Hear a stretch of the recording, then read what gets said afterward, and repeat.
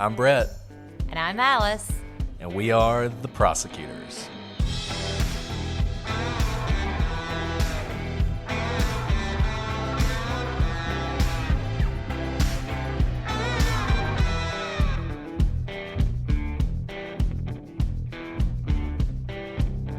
Today on The Prosecutors, we continue our investigation into the murders of Lacey and Connor Peterson.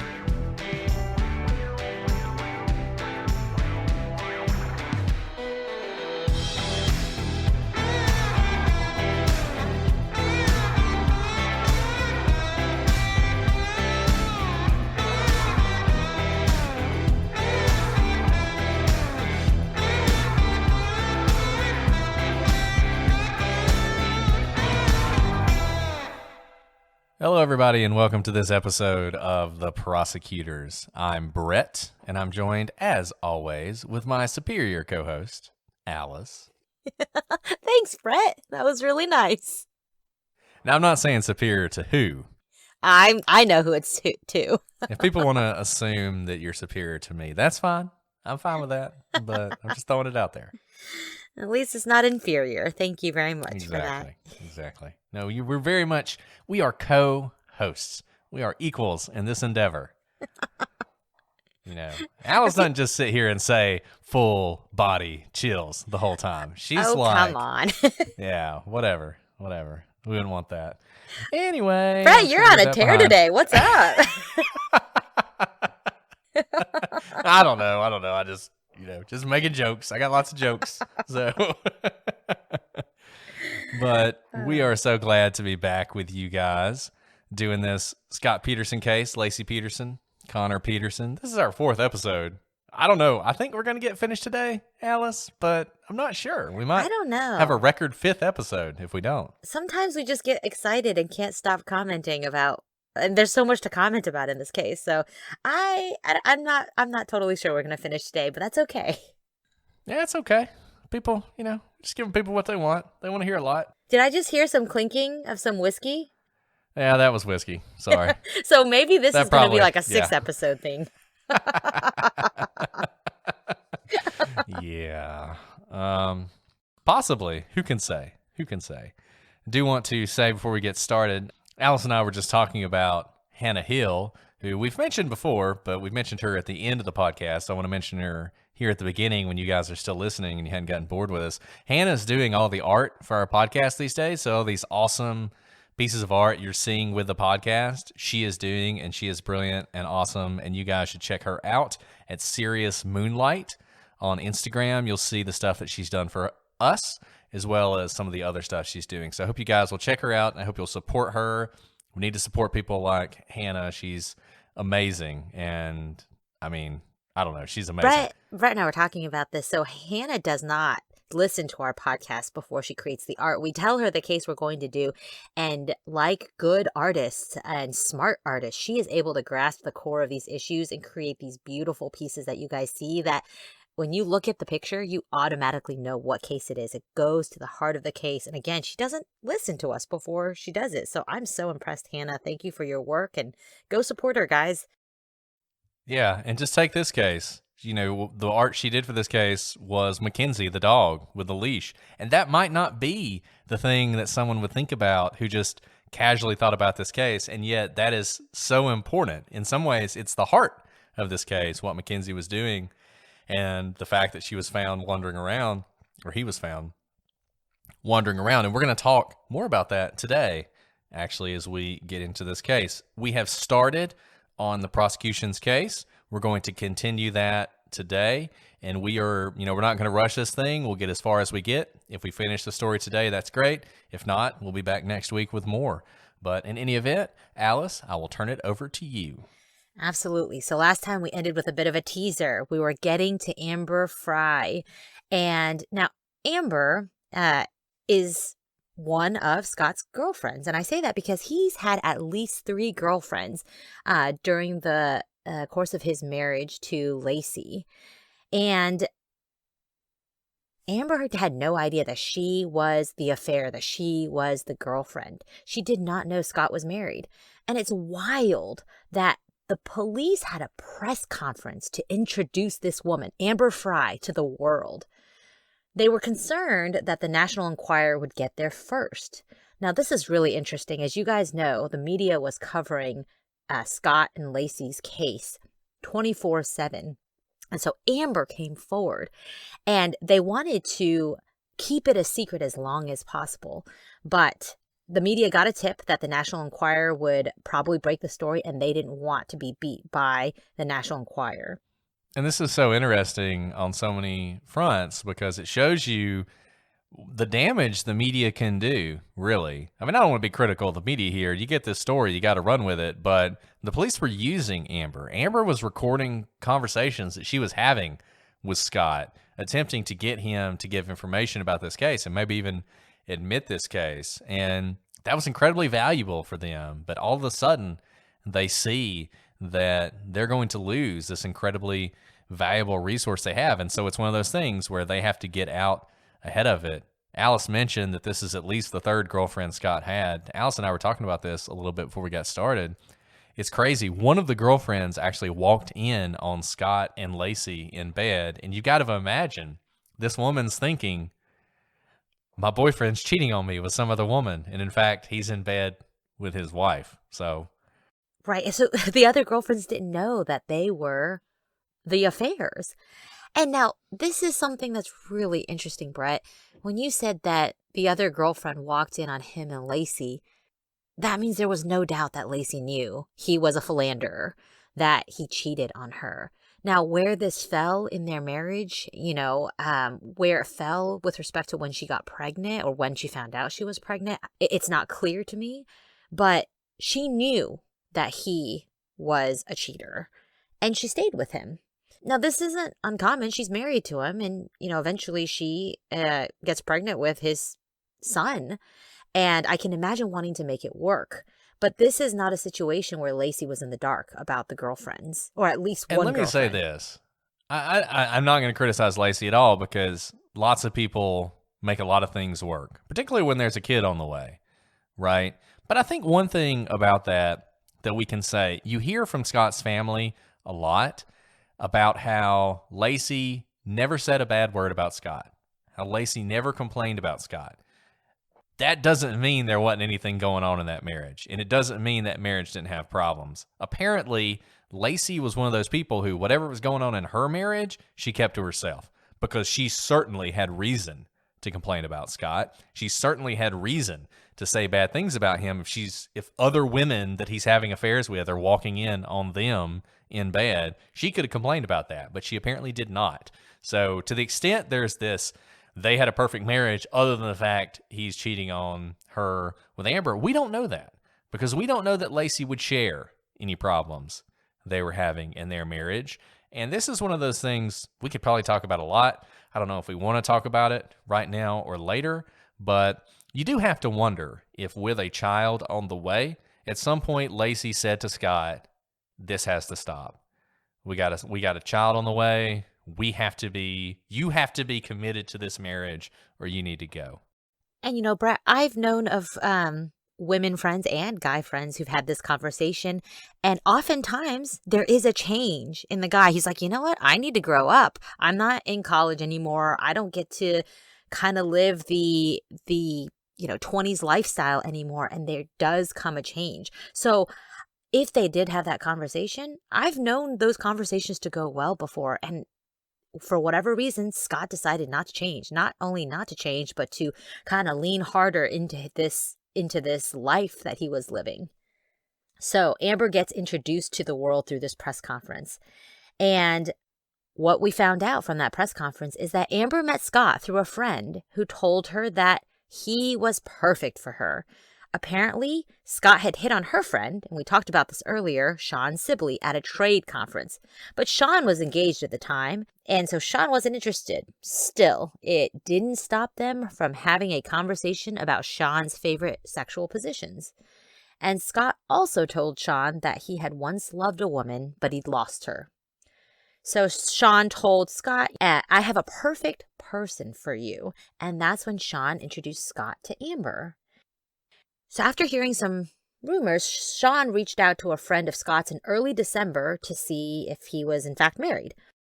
And that friend told her that she'd need to talk to Scott about that, which is a very weird response, Brett. I think the friend either worked for Scott or worked at the same company as Scott and maybe didn't want to be the one to say, yeah, he's married. No, I agree with that. I just mean, if I were Sean and Scott's friend told me that response, I would be like, oh, dang, he's really married. I would not think, oh, there's some, great deep story about this. But anyways, Sean then calls Scott and confronts him about this issue of whether he's married. And Scott admits that he lied to her, but he's adamant that he's not married. Instead, that's when he says the fact that he's lost this woman that he once loved.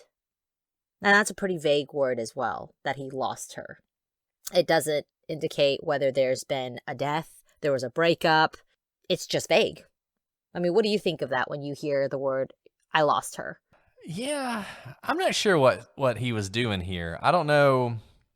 If you told me that you lost someone, my assumption is they are dead, right? I mean, typically, I don't know that people say, if they get a divorce, I don't think someone says, I lost my husband. I think they say, I got divorced.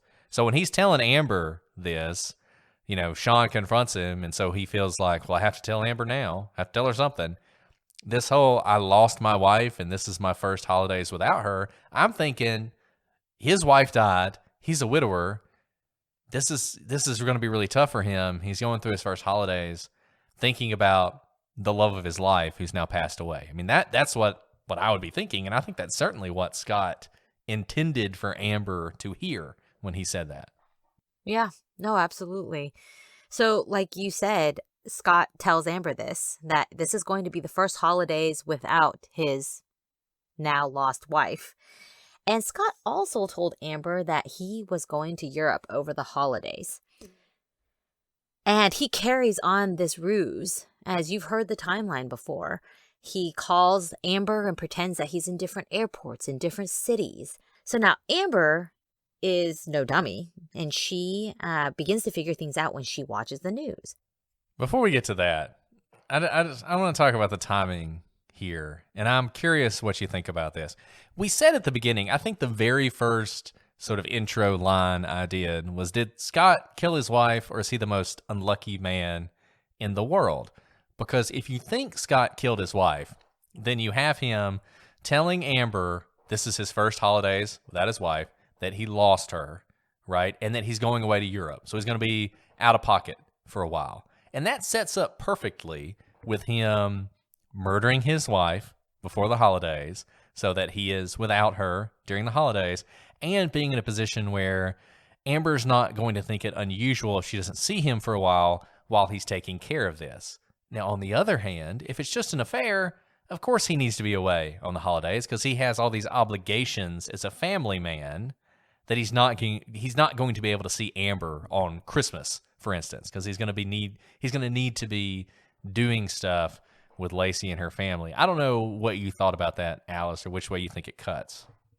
I mean, it's hard not to be shaded by what we know happens ultimately, right? And we'll get to this, but we do know that Scott calls Amber from the candlelight vigil for Lacey. And I mean, even if you were pretending, even if you were just making up the story about being abroad because you have family obligations, that is very different from calling from your missing wife's candlelight vigil to continue this lie. A lie has to end at some point, especially when you realize you are a national story splashed all over the news. And we're not going to play the hours and hours. I think there's 29 hours of calls. If you want to listen to them, you can listen to them. I don't know if we'll play them all, but maybe we'll play this one. Maybe it's worth listening to, because I want all of you out there who are married to imagine this. Look, we got lots of different fans in lots of different places, and I'm sure many of you are in different places in your life. Some of you are probably in marriages that are unhappy. I'm sorry about that, or relationships that are unhappy. A lot of you may have children. A lot of you may have children with people who maybe you don't necessarily like very much, but I bet you like your kids. And I just want you to think about if you were in a situation where your child, forget about Lacey. Maybe Scott doesn't like Lacey. Maybe he doesn't love her anymore. Maybe he doesn't care about her anymore. Maybe he cares so little about her that if she died, he wouldn't care. He's like George in Seinfeld. When George's wife, she's licking the envelopes and she poisons herself and she dies. And it's sort of, I don't know, it's probably the worst Seinfeld storyline. But in any event, George, he sees this as like freeing him from having to be married. Maybe he felt that way. But how many of you feel that way about your kids? How many of you feel about your kids with your ex-wives, your ex-husbands that way? I'm going to go with none of you. I'm going to go with all of you love your kids with everything you are, and you probably loved them, when they were 8 months in the womb and a month away or 2 months away from being born. Imagine that you were in this circumstance. Yeah, you didn't love Lacey. Yeah, you were in a relationship with somebody else. You like that person better. But now the mother of your unborn child is missing. Would you be physically able to do what Scott did? Would you be able to carry on this ruse with some other woman when your son is missing and maybe dead somewhere? I mean, if it were me, I don't know what I would look like to the outside observer, right? Like, I can't tell you that. And we talk about this all the time. I don't know what you would see from me. I don't know if I'd be crying. I don't know if I'd be stoic, but I'll tell you what I couldn't do. I could not call my girlfriend from the vigil for my missing wife, the one who's 8 months pregnant, and talk the way Scott talks. I could not do that. I could not accomplish that. I just couldn't do it. It would be impossible for me to pull that off. Yeah, the flippancy and airiness in his voice is... he's got to be the best actor in the whole world. I'm gonna mark it right here for the purpose of this. I think that's right. We're going to play this right now. I want you to listen to this. We'll be back in a second. Hello? Baby? Yes. Amber? Can you hear me? Yeah. You can? Yeah, hey. Oh my goodness. I found a quiet place. Pretty good, huh? That's really good. Oh my god. It's like been all this crazy static and stuff. I'm like, so frustrated. I know, I've been trying to solve it. Working. Amber? Yes? Amber? Oh. Oh, I'll stop. Amber? I'm right Amber, are you there? Yes. Amber? I can hear you. Hey. Yes. Okay, there you go. I'm talking. Okay, I'm like, stay still or something. I know, I gotta move to make it work. How was your New Year's? What's that? How was your New Year's? It's good. I'm just, everyone's in the bar now, so I came out of the alley. Quiet alley. Is that nice? Yeah, it is. I can hear you. Very good. It's pretty awesome. Fireworks and everything. The Eiffel Tower. The best of people all playing American rock songs. Uh-huh. It's pretty funny. Well, that's good. I'm glad you guys decided to go out. Who? Oh, definitely. I can never remember your friend's name. I know Jeff, but you always say, from Swan something. Koala. And then we have Pasquale, a friend of ours from St. Uh-huh. Oh, he's there too? Pasquale, yeah. Good. Did you make any New Year's resolutions? What was that? Should be. Should be? What should my New Year's resolution be? Oh, I don't know. That was my question. Remember? Oh, I didn't think of that. I'll tell them something good. Yeah, you'll have to tell us something good. So where are you headed? Well, I don't. Did you get my message? No. You didn't get. Did you leave him? Yeah, Message. I left you a message because I was like, well, I hope you at least get that. But I was going to, or the San Francisco thing didn't work out, so I'm probably most likely going to go later to Sean's. Are you there? Hello? Hello, are you there?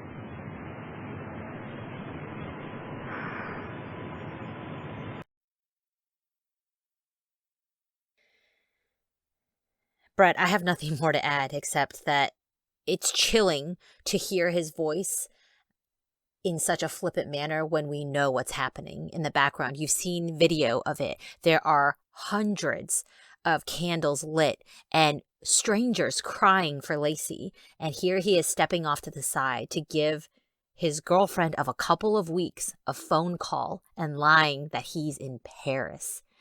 And we may have skipped ahead just a little bit, but let me tell you, the reason we have these recorded calls is when Amber realizes who Scott is, she does the right thing. She calls the police.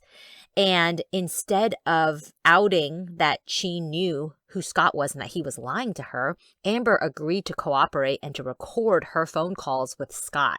And that's how we have so many hours of recorded phone call between Scott and Amber. And I mean, you heard that elaborate lie. He says he's in Paris. He's talking about intricate details like fireworks at the Eiffel Tower, not just that he's at the Eiffel Tower. I mean, it is an incredibly detailed lie that goes on for hours of conversations, for days, for weeks. Now, Amber and Scott, they talk dozens and dozens of times. There's about 29 recorded hours of calls. But that's a lot of calls. Yeah, a lot. That's a lot of calls. And it went on and on and on. Right. And now Scott claims he only talked with Amber to keep her from going public, lest it interfere with the investigation. How magnanimous of him. So I know. in He's such a great his person. own defense of himself, he says, "Oh, I only kept talking to Amber because I didn't want her to suspect something was wrong or that she would turn against me. And then if she went public, then I knew the whole world would focus on the affair I had and not on my pregnant, missing wife." And, at some point in these phone calls, Scott does admit to Amber that his wife has disappeared. I mean, at this point, it's been in the news for such a long time. And so there's really nothing else he can do but to admit to Amber. But he doesn't admit to her fully. He doesn't say, "I'm sorry, I've been lying. It's all bad on me." He again turns it that he was doing this for the good of his missing wife. All of this time, Scott has shied away from the media. We've talked about how he covers his face when he's walking to his car. Whenever the paparazzi are right there in front of his house, he doesn't talk to anyone. And the narrative against him is strong. The media can't get him to talk, and so they start interpreting his actions or inactions. Scott decides, he's going to take matters into his own hands. I don't know why he decides to do this, but he decides to give an interview, an exclusive interview where he will sit down one-on-one with Diane Sawyer. Now, you have to imagine what a big deal this was at the time. No one had really even heard his voice.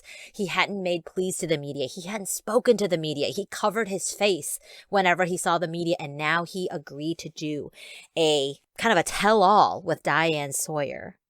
And during that interview, you've seen these interviews. You've probably watched this interview.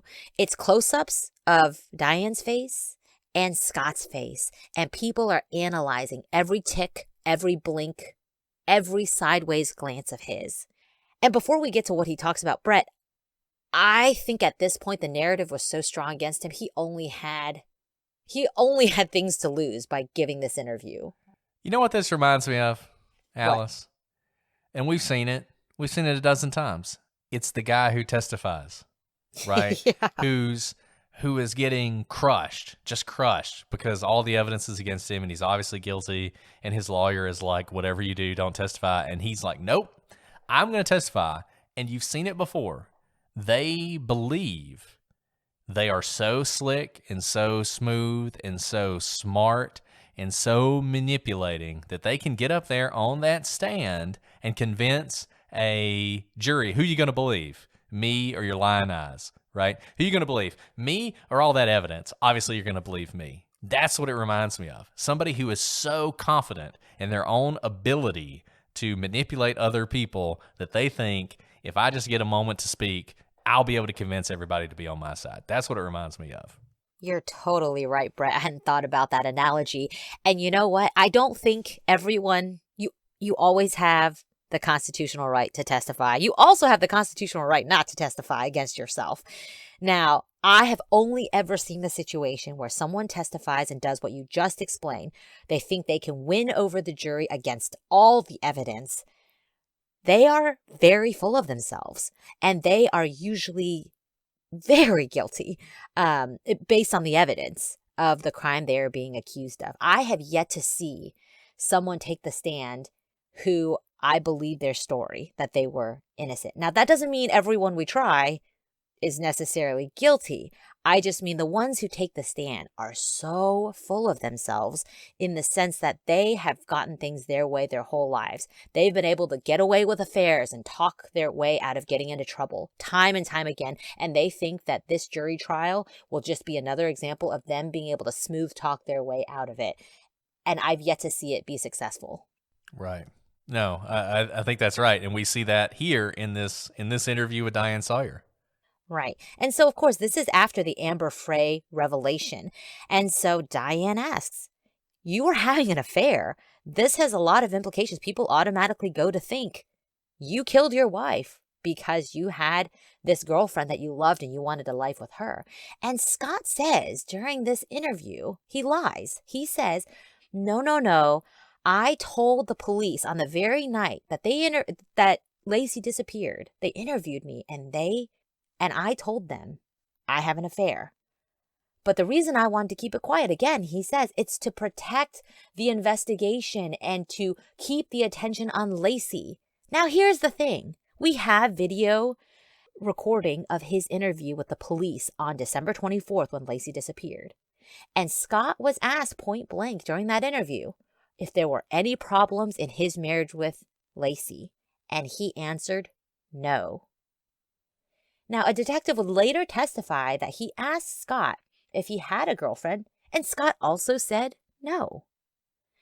The detective did not include this in his very detailed reports, which we've talked about before. If you leave something out of your reports and it becomes an important part of the story later, the defense is going to hammer on it at trial, and that's what the defense did here.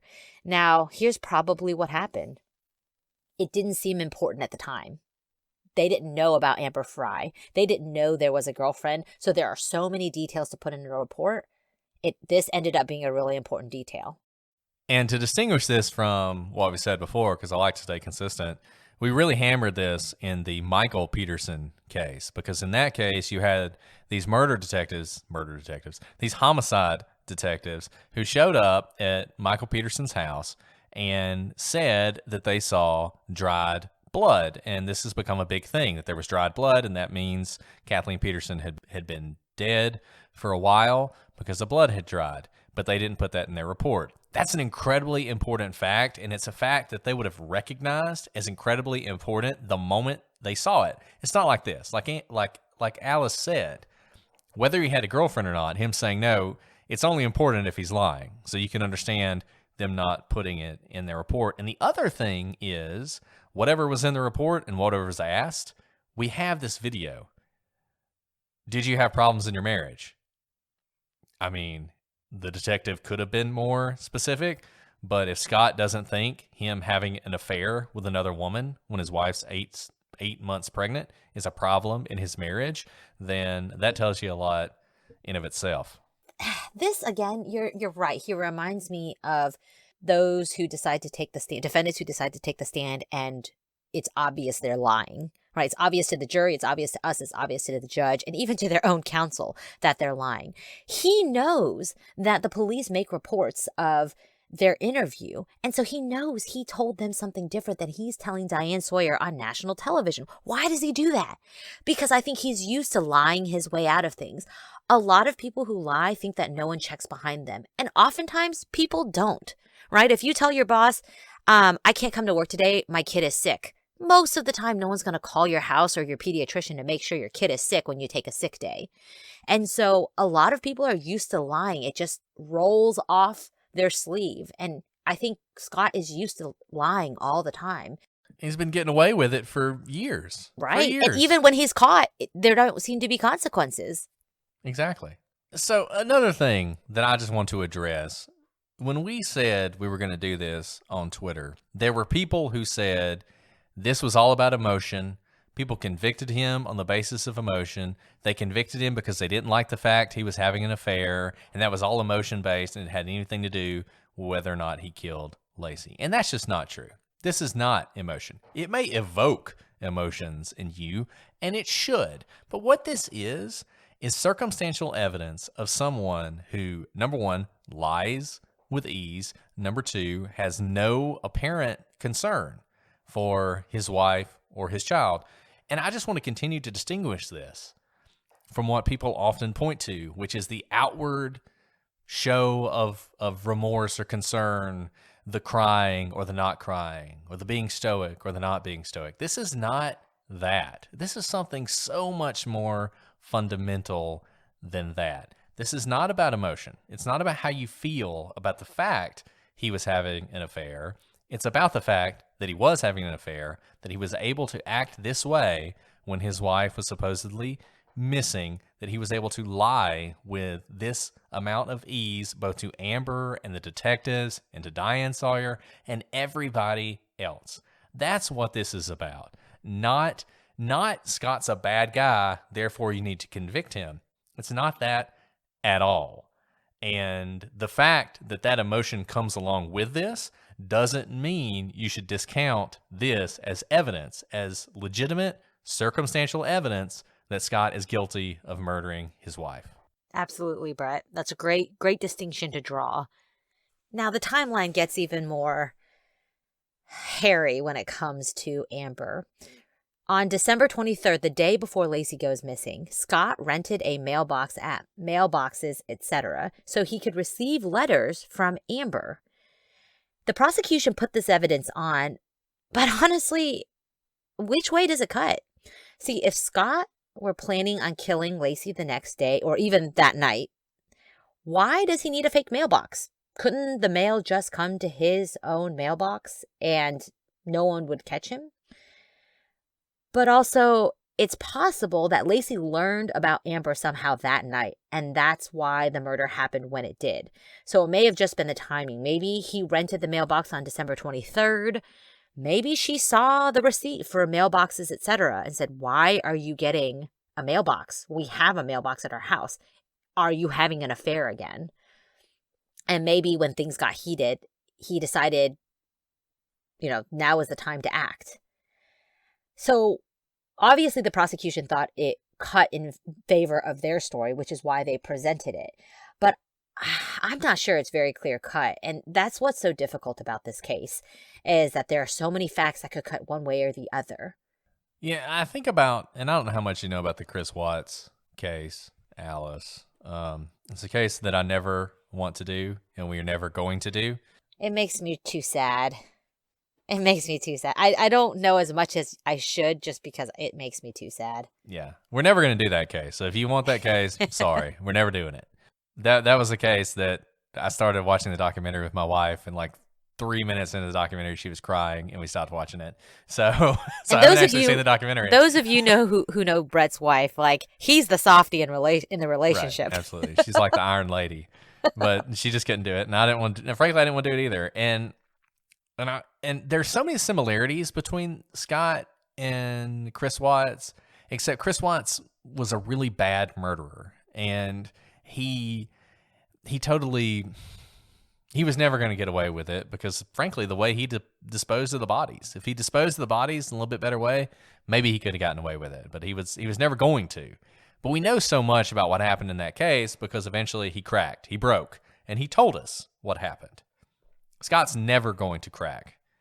He's never going to crack and tell us what happened. So we're never going to know those details. And that's one of the reasons we have so many holes that we don't necessarily have in the Chris Watts case. But I think it's similar if you can if you take out everything Chris Watts told us, there's a lot of similar circumstantial evidence in both these cases.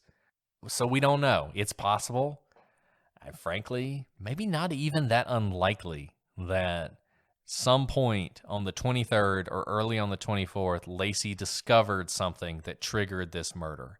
I think that is highly likely, that it really wasn't as planned as we say it is. Now, I say that turning back to the December 8th and December 9th web searches about currents in San Francisco makes you think it was pretty premeditated, but it's possible it wasn't, or it's possible he wasn't going to do it then. You could even imagine a circumstance in which Scott Peterson intended for Lacey to have that baby, and then he was going to off her. I mean, that's a possibility. I don't know, right? I don't know, Brett. It's hard to say. It's just impossible to say Right. what exactly happened. And it's one of the strongest points for the defense that we just don't know what happened on the 23rd and the 24th, what would have triggered this murder, how the murder would have gone down, and the sort of individual steps Scott would have taken. We talk about this all the time. The best story wins. This is a huge missing chapter in this story for the prosecution. They just do not know what it was that happened that day. I mean, of all days, the day before Christmas, to murder your wife. What it was. Was this planned or was it random? They don't know. Real quick on that. I don't know. I don't have any more answers than you, Brett. But when you just noted, maybe he had planned on Lacey having Connor and then offing her, I find that hard to believe, because I don't think he wanted to be tied down with a wife or a child. Because back to the conversation with Amber, if he had kids and he said no, I mean, whew, That's a good point. That is I can't even. It's hard to lie about something like that, and again, so easily. Because what would happen in like a month when he had a baby? That's a good point. He probably didn't intend to do that. Right. Okay, sorry, I've cut you off. There's a lot more to cover. Let's keep covering things. This is why Alice is such a good prosecutor. Okay. This is why people think I'm cold-hearted. So let's run through a few other things that the prosecution brought up at trial as evidence against Scott. One of them we've mentioned briefly before, and that was sort of the cleaning of the house. So Scott told the police the reason the mops were out was because Lacey was going to mop the floor that morning.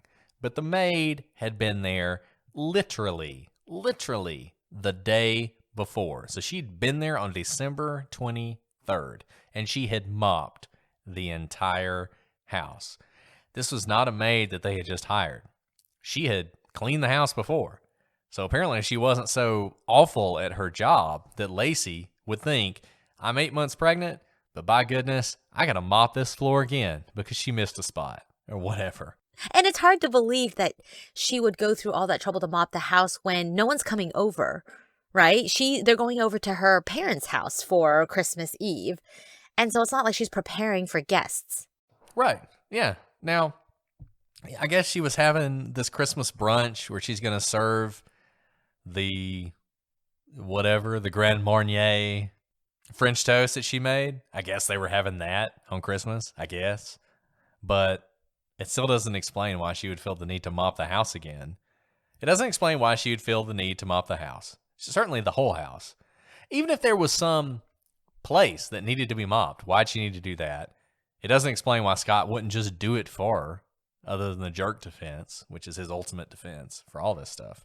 And it doesn't make any sense. We're not stating the obvious here. The reason this is an issue is that obviously it looks like maybe Scott was mopping up a mess of perhaps killing his wife, some sort of struggle.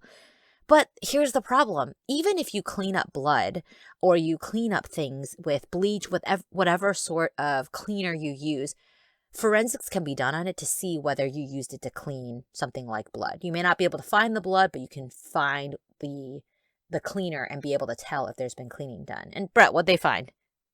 They found nothing. Yeah. Nothing. And typically you'll find something. Now, it's possible. I think the most likely story here, if Scott killed his wife, is he strangled her to death, or smothered her to death, and in an abundance of caution, wherever he murdered her, he mopped. There wasn't any blood. There wasn't really anything to find, but he's freaking out because he just killed his wife, and so he's trying to be thorough, right? Like, I think that's the most likely story for why this happened. Now, another possibility is that Lacey was going to mop. that is a possibility, and that something happened in between when she decided to do that and when Scott left, where he murdered her. I mean, there is always the possibility that this was a spontaneous act because Lacey had stumbled upon something and said, I'm leaving you, or whatever. I mean, that is absolutely possible. So that's the cleaning. The other thing people point to that I feel like often doesn't get mentioned in things like the documentary are Scott's interesting additions to his cable package. Once again, you just have to put yourself in this position.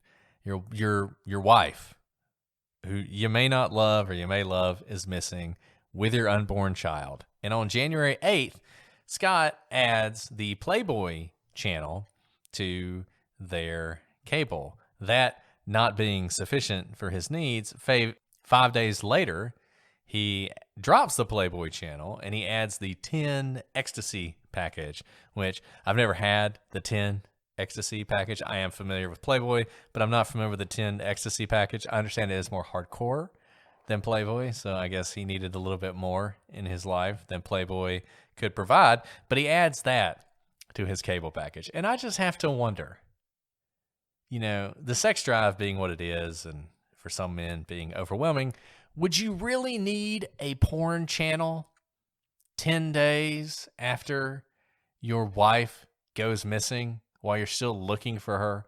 Is that really something that you would be thinking about in that circumstance? Okay, give him the benefit of the doubt, Brett. He's thinking about that. But by adding it, so if this is something he wanted, he could have added it before. But the reason you don't add it is your wife will find it and say, what the heck, man? We are not paying for this and you're not watching this with me in the house. So if you're adding it to your cable bill, there's the thought that you don't think Lacey's going to come home to find this added to your cable bill. And can you imagine if she had been kidnapped by some satanic cult, which we'll get to that later, and had escaped, and she comes back and Scott's added the 10 ecstasy channel? I mean, wouldn't you be pretty pissed off? Like that was what your focus was on while I was missing? Yeah. Yeah. Like there's a lot of things to be mad about. I'd be like, you didn't mop, you went boating in a boat that I didn't even approve you buying, and you got the 10 ecstasy package. We have a lot explaining to do here. Yeah. Not to mention Amber. I mean, Amber's just Not like an to mention additional element. But oh my goodness. Yeah. The prosecution brought this porn in, right? How did they get this in? Did they say it was 404B evidence? Did they actually get to present this? Because my initial thought was, this is a great fact, but they didn't. They did. This is They motive. did. Sorry. Alice. Oh, okay, motive. Well, no. I don't know if it was actually motive, but Right. I don't know how to get it in. All I have to say is, wow, that was quite the call, because when I first read that fact, I thought, great fact for the prosecution, but that would be really hard to come in because it doesn't really go to motive, right? And not really. It just goes to show what a crappy person he is, but it doesn't really go to anything about the crime. And honestly, it's probably more prejudicial than probative, but it was let in. Yeah, that's a great question. I'm not sure how it came in. I'd have to really dig in, I think. There were a lot. I mean, in this case, we're talking about 404B. For those of you guys who missed our 404B discussion, when you have a trial and you're trying to introduce evidence that is not directly related to the crime, so it's not the gun, it's not photos of the crime scene, it's not your fingerprints or DNA, but it's something not directly related, you have to tie it to the case somehow. And if the only connection is this makes you look bad, or this will have an emotional effect on the jury, or you committed a crime before, so you probably committed this one. Oftentimes that doesn't come in because we don't want the jury making emotional decisions based on bad things you did in the past and say, well, if he ordered the 10 ecstasy channel, he must have killed his wife, right? You don't want that. So you have to do something, you have to introduce it under something called 404B, which is a rule of evidence.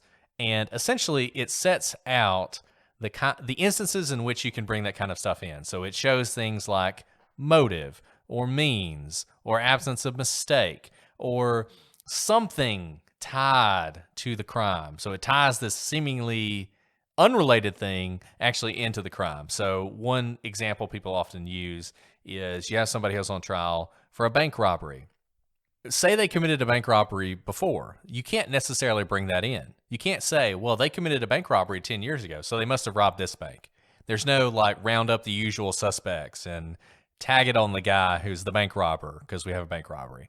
But imagine if the person who robbed the banks always wore a clown mask when they committed these robberies. And it's the exact same type of clown mask. And they committed 10 clown mask robberies and they went to jail for 10 years. And then 10 years expire and they get out of jail. And there's another robber who commits a robbery wearing a clown mask. Well, if you try that person, you could bring in all those prior clown mask robberies because even though they're not directly related to this robbery, they show that this is how this person does it. This is their means. This is how they commit this crime. And so you could bring that in.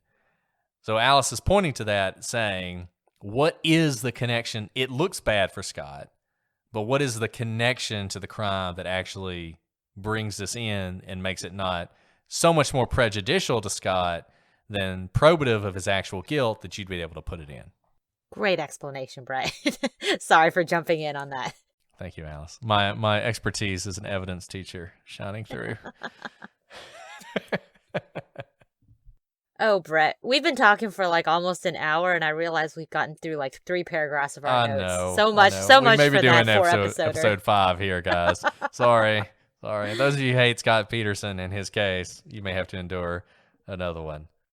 So, in addition to ordering porn, Scott also, the day after Lacey disappears, Lacey's brother is at his house and they want to put up missing posters. And Lacey's brother, understanding that the greatest tape is duct tape, asks if Scott has any duct tape that he can use to put up some of these posters. And Scott says he will go get some at his warehouse, which is only 10 minutes away. 2 hours later, he returns with duct tape. Now, why is this significant? Is it significant? I don't know, but it became evident once the bodies of Lacey and Connor were discovered that duct tape had been used on Lacey's body. If you're wondering about the duct tape, Scott obviously had access to that at his warehouse. But what was he doing for 2 hours? And we don't know that he actually went to his warehouse to get it. 2 hours is a really long time, especially when you are in the middle of putting up missing posters, right? Time is of the essence, and to be gone for 2 hours. I say that because he says he's going to his warehouse. Maybe he does go to his warehouse. Maybe he takes the time to clean things up. I don't know. Yeah, but this, frankly, goes into Scott's general behavior during the search, which is another thing the prosecution put on. So you had one witness who testified that he actually followed Scott from the volunteer center where they had set up to search for Lacey during the search. And he follows Scott to a mall parking lot where Scott literally parks his car and just sits for 45 minutes.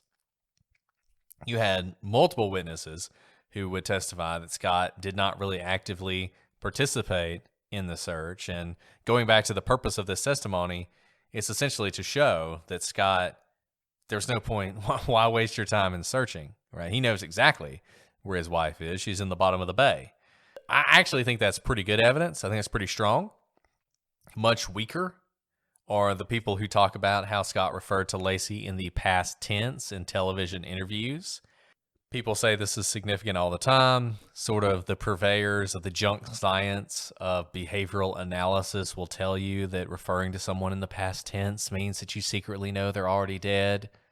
Whatever. Everybody who's ever lost someone, everybody who's ever had someone disappear, they may know in their heart of hearts that they're never going to be found, that they are likely deceased, and they may refer to them in the past tense. And in fact, in this case, members of Lacey's family referred to her in the past tense before she was found. So I don't find that all that significant. But what I will say is significant is the fact that Scott's golf game did not suffer while his wife and unborn child were missing. And in fact, Scott was playing golf days after Lacey and Connor were found, murdered, and dumped in the bay. And I mean, it is possible that Scott is a psychopath who didn't murder his wife. That's possible. But I don't want to imagine this, but attempting to imagine the state I would be in if my wife was murdered while carrying my child. I mean, even talking about it sort of like brings tears to my eyes. I would be locked in a dark room with a bottle of Jack Daniels, drinking myself into oblivion if that happened. I would not be playing golf. And, I think when we talk about emotion, that's exactly right, Brett. I think people around the country who didn't even know Lacey were reacting the way that you said you would react, and they didn't even know her just because of how tragic the story is. This 8-month pregnant woman murdered, and her unborn son murdered as well. I mean, there were people on the news who didn't know her who were bawling their eyes out when the news came back that the DNA results matched that of Lacey and Connor. And the police said that Scott had almost no reaction when they told him about the DNA results. Again, it's hard to peg how someone should act in tragedy, but like you said, it is hard not to react. And we saw time and time again people all over the country reacting in probably more typical ways than Scott did. And I'll just say this. I always thought it was appropriate he was arrested at a golf course. He was arrested at Torrey Pines, which those of you who've played the old Microsoft golf game, Torrey Pines back and forth. But that's where he was arrested, and it's an appropriate place because he cared more about playing golf than he did about his wife and child. Right, and there's just a lot. I mean, the prosecution has a lot of nuggets like this, right? They also have all of Scott's trips to the marina because the police put a GPS tracker on Scott's car. On at least 3 occasions before Lacey was found, police tracked Scott to the Berkeley marina. And apparently he would just drive there, which remember is about an hour and a half from his house, and he'd sit and stare out over the water. That is a weird thing to do. Now, here's what's weird. You just mentioned, Brett, that one of the volunteers for the search observed that Scott drove to a parking lot and just sat there for 45 minutes. If you were trying to keep up the ruse, I would think that he'd actively participate in the search and make sure that they stay away from where the body ultimately is, the marina, right? Be like, well, she loves this trail in the forest. Let's go look in the forest. Right? I always told her, don't go out there. You're very pregnant now, and there's lots of twigs and things that you can trip on. I would think that he'd be actively leading them away, but it's so strange, and I think just goes to his psychology when he's sitting there for 45 minutes and then does the same thing when he thinks no one's watching. He goes to the Berkeley marina. Now, that might be because he knows he dumped the bodies there, and he's hoping no one finds out, being overcome by guilt, what have you. Or it might just be he's feeling a different type of guilt if he had nothing to do with Lacey's murder, that he knows this was where he was when she disappeared. And if he weren't there, he could have been there to protect her. I'm just giving 2 sides of the story because And that's very,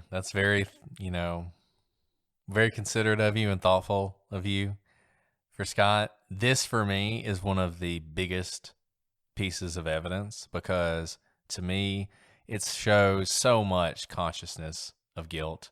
It seems like the kind of thing you would do if you had committed a crime, you'd murdered somebody, and you had disposed of the evidence in the bay. And it's like you're constantly drawn back there because that's where it's all at, right? I mean, that's what it's all about. They're either going to find it or they're not. And if they don't find it, you're good. And just the psychological pull back to that place where the evidence is located, to me, that's huge. That's huge that he keeps going back there. So I don't know. When I read that, for me, that was it wasn't even that big a piece of the prosecution's case. But for me personally, and goes to jurors, and we talked about this before, that for each juror, there may be one thing that triggers them and one thing that convinces them. For me, this would be a big piece of evidence. Brett, you know what this reminds me of? This actually reminds me of our Hinterkaifeck episode with the axe murderer. Now, it's still technically an unsolved case, but in our episode, we think a lot of suspicion falls on Lorenz, who was Victoria's fiance, and they did not ultimately get married, and who claimed paternity of her son, who was very likely not Lorenz's son. And one of the pieces of evidence that we thought pointed to the fact that he may have been guilty of their murders was that he kept going back to the place where they were murdered and staring at the ground and talking about digging a grave for them. Exactly. Yeah, very similar. I mean, and that's the thing. Scott's not a murderer, right? I mean, he's not like inherently a killer. We don't know that he's ever killed anybody before, and he probably hadn't ever killed anybody before. So no matter how committed he was to doing this and whether he did it or not, it would have had a psychological impact on him, and he would have done things on the basis of this murder. And this feels like that. It feels like you said, like what Lorenz did. It just, the constantly coming back to it. Or even, I mean, there's so many. We talked about the Amityville horror, and we talked about the murders that underlie that, and the fact that Butch just keeps coming back to the crime and recreating it and telling a new story. It's the same type of thing, just being drawn back to this moment. And I think that's what you see here. Right. And you know what's so strange for me about this piece of evidence, though?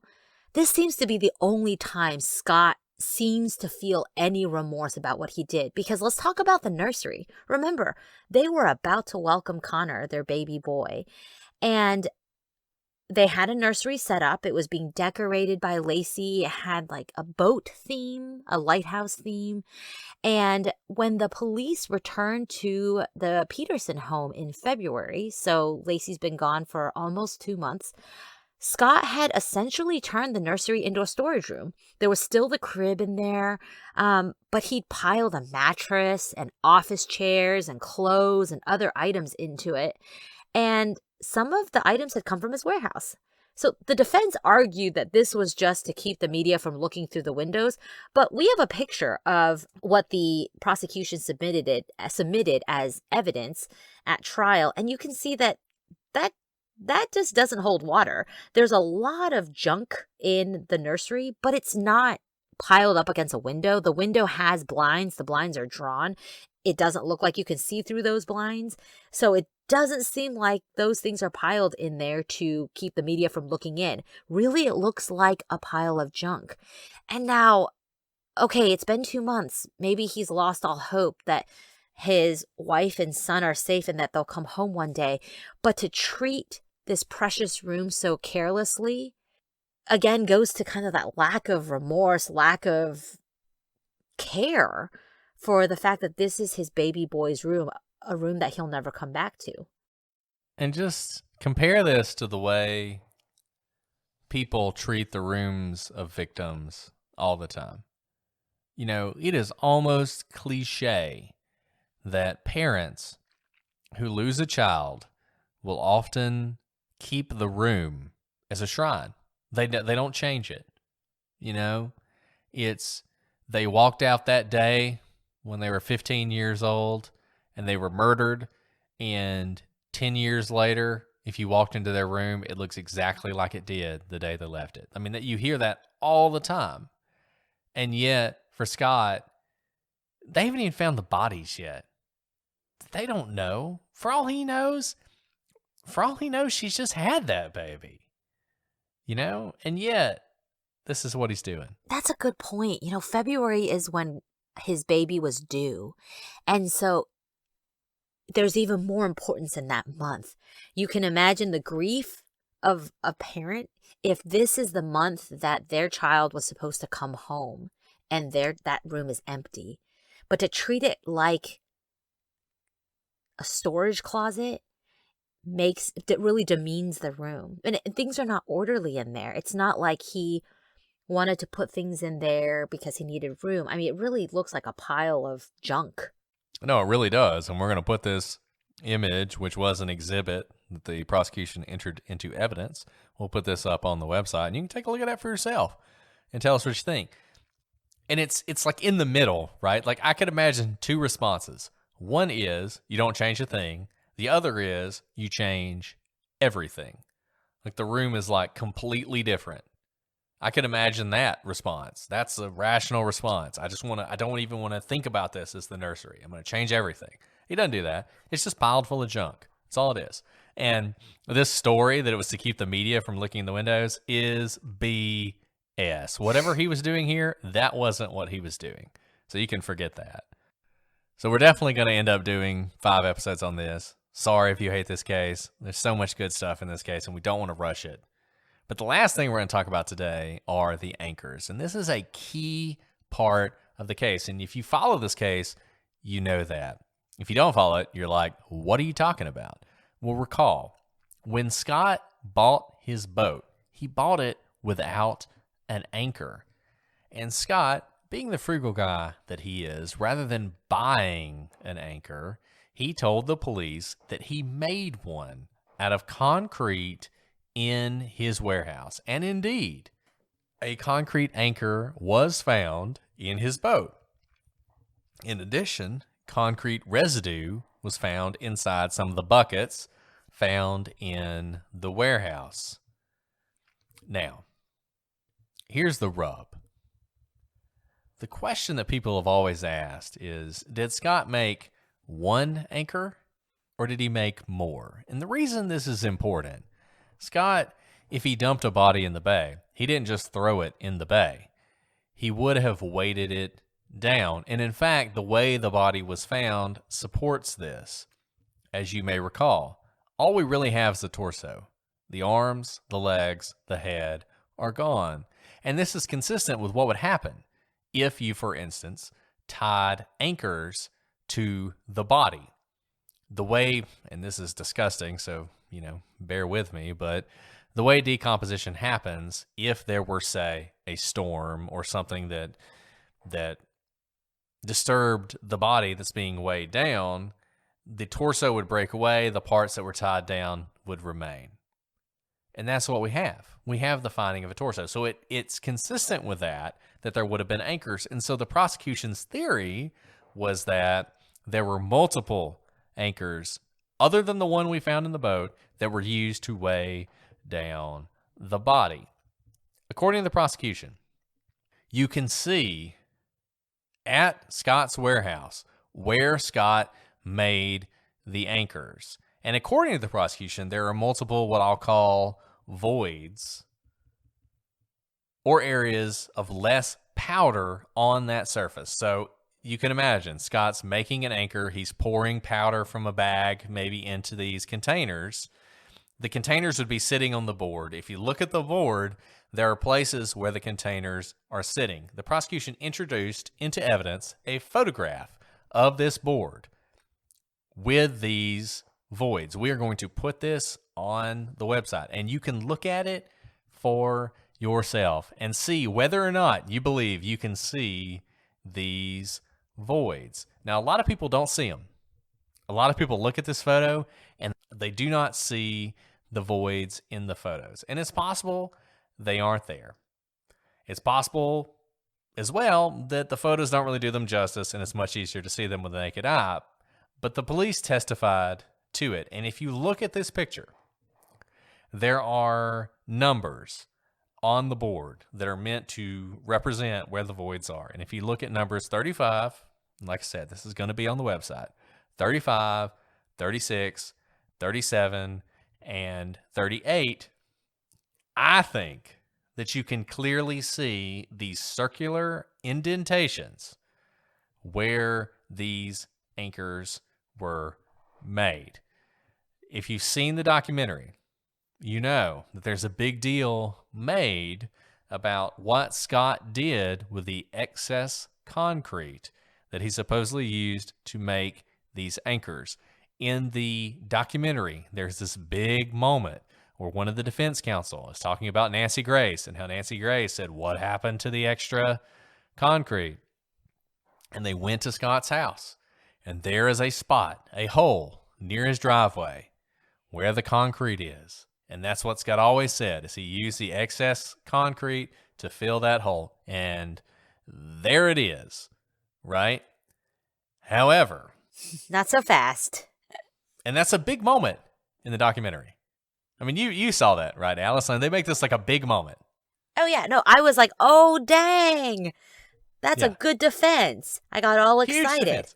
Terrific defense, right? And you might think if you hadn't spent untold amounts of time reading the transcript in this case, that's a big deal. But prosecution actually called an expert in concrete. Yes, they do exist. To the stand to testify about this very issue. And that expert testified that the concrete near the driveway was not consistent with the concrete used to make the anchor. Rather, it was similar to cement used by Scott to put in a fence post near where the concrete was found. So essentially, concrete is a bunch of, you can make concrete a lot of different ways. Some of them will have larger like rocks in them. Some of them won't have rocks. The concrete used to make the anchors did not have these larger rocks in them. The concrete used to set the fence post did. That concrete was more consistent with what was near the driveway than what was in the anchors. Now, the defense also called an expert. We've talked about dueling experts before, and here you have it. They called an expert who said that he thought these actually were the same kind of concrete used to make the anchors as used in the driveway, so the jury had to make their own decision. But I do want to say, to the extent the documentary led you to believe that this was never put in front of the jury or this was some big aha moment, that's not true. The jury heard this information, they heard from two different experts, and apparently they came down on the side of the prosecution expert. And remember, the things that they get to think about, you can use your own logic, right? It makes sense if you are doing a home improvement project to have some excess concrete and to think, where do I dump this? It's kind of like when you cook and you have like oil or fat, right? You can't just pour it down the drain. It'll clog up your drain. So you have to find an empty bottle, put it in the bottle, wait for it to dry, and then throw it away that way. It's kind of like that with concrete. You can't just throw that concrete in the middle of your driveway. It'll dry and then you'll have this big lump. So it makes sense to look around your house right from where you are within eyeshot and think, there's a hole right there. Why don't I just dump it there? It won't create problems for me. It's a whole nother issue to be 10 minutes away at your warehouse and have extra concrete and to think, I have this hole at home. Let me drive all the way home 10 minutes with messy concrete, because your hands are probably messy too, and risk getting concrete all over my car and on my steering wheel to take it home to fill a hole that probably could be filled with a number of things, doesn't have to be the concrete I have 10 minutes away. Now, you can imagine that might be what the jurors were thinking when they determined that it was more likely that this concrete was different, right? It might be that at the end of the day, they're like, I don't know, concrete is concrete. But from my own experience, why would you drive 10 minutes to dump essentially excess concrete? He didn't mix the concrete for the purpose of filling in a hole. It makes perfect sense that if he's using concrete 10 feet away from the hole and he's got some extra, he's going to use it to fill up the hole. That makes perfect sense. It fits what the expert said. It makes sense. Like I said, it's dueling. You can read these two experts. They're experts on concrete. It's not that interesting, but you can read it and you can hear what they say and you can determine for yourself what you think is more convincing. But I think Alice is right. At the end of the day, put aside what the experts say. It just makes more sense that he would be using the concrete close to the hole rather than moving this concrete from his warehouse to do this. So take a look at the photos, see if you see the voids, read the stuff. Read the experts, and you can decide for yourself. Like we said, you guys are the jury in this. You know, we're just giving you the evidence with our spin on it, our admitted spin on it. But you can read this if you want to. It's available online. It's all there, and we hope you will do that. So look, we have spent a lot of time on this case, but this is a huge case. I mean, we're talking a multi-month prosecution with a lot of twists and turns, and it's a case that people are really interested in. So we wanted to do this right, and I think we are doing it right. And I apologize to you if you're just not interested in Scott Peterson. But we are going to finish next time, one way or the other, even if we're here for a while. Next episode will be our last episode. We'll get through the prosecution's case. We'll talk about the defense case, and we'll let you guys know what we think about this case. But you've heard enough that you certainly have thoughts. Hit us up at prosecutorspod@gmail.com. Prosecutorspodcast.com is our website, at prosecutorspod on all your favorite social media sites. If you guys listen to this and you hated the ads, you can always join us on Patreon for ad-free distribution of our website, of our episodes. We also have a store where we will sell to you Prosecutors Podcast swag, shirts, coffee mugs, onesie for your infant, and all the proceeds from that go to support the Cold Case Research Institute and all the good work that Cheryl McCollum is doing with them. So you can buy, and you don't even have to feel like you're helping us profit off of the sadness of all these crimes. You're actually helping to do some good. So we hope to hear from you guys. Let us know what you think. Keep leaving those 5-star reviews on Apple. We read all of them, and we often share them with each other, particularly the bad ones, but that should not inspire you to leave a bad review. Well, Alice, do you have anything else you want to add before we sail off into the sunset? No, I'm just a little intimidated that you promised we're going to be finished next time. We're totally going to be finished next time. I am committed. Though who knows? This is a huge case. Huge case. The biggest one we've done, no doubt. And one thing I do want to emphasize, and Brett just said this, but we get some criticism sometimes when we present a case, and if someone doesn't, and this mostly happens, as you've mentioned before, Brett, in the Missy Beavers case, where people say that we pick and choose what to present in the story. This time, remember, we are presenting to you exactly what the jury heard in a much, much condensed manner. But we're not picking and choosing what facts to share with you. We are taking you through the trial. So keep that in mind when you're hearing these tidbits.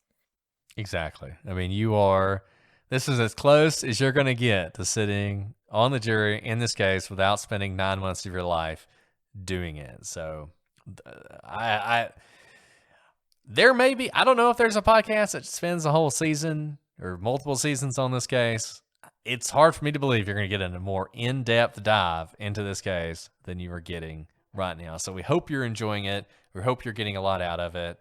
Let us know if you have comments or criticisms. We will be back next week with another episode, hopefully the last episode on this case, but we'll see. We don't want to cheat you. But either way, until then, I'm Brett. And I'm Alice. And we are the prosecutors.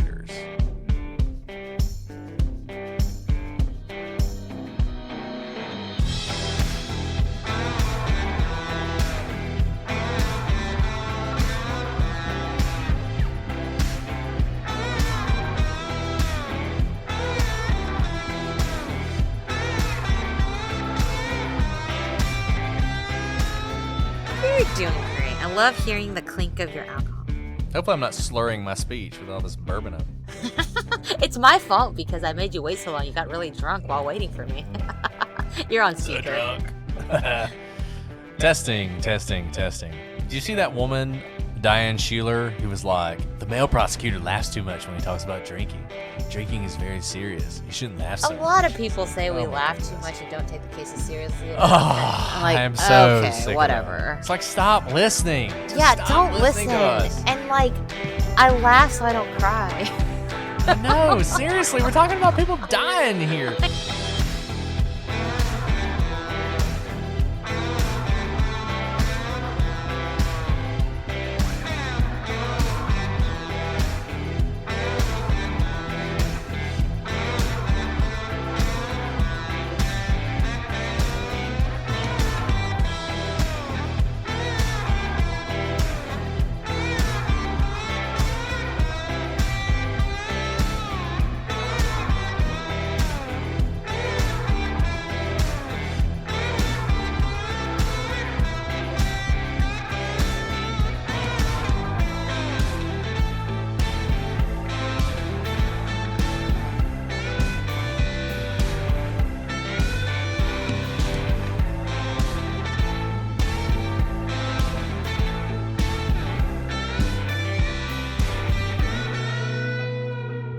know, it's See, terrible. what do you want? And then another child was killed. I mean, come on. I know. It's like incredibly depressing. Yes. We're not a comedy podcast. It's not like we're like, ha ha ha, they died. Ha ha ha. You know? We'd be the worst comedy podcast. Okay, anyways. Sorry.